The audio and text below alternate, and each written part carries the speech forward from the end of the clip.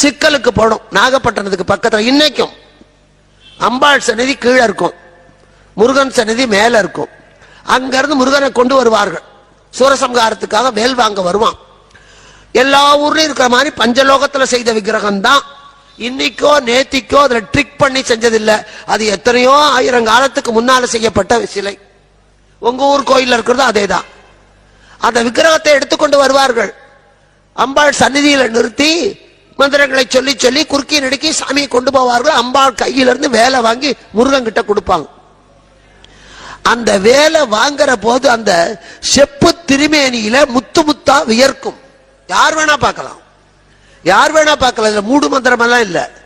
அது அந்த அர்ச்சகர் இந்த முகத்தை எல்லாம் துடைப்பார், முருகனோட முகத்தை தொடச்சி தொடச்சி அந்த வேல் வாங்கி முடிக்கிறதுக்குள்ள அந்த துண்டு ஈரமா போயிடு, புழிஞ்சா தண்ணி சொட்டும். இது எதை சொல்றது? இதுல என்ன ட்ரிக் இருக்கு?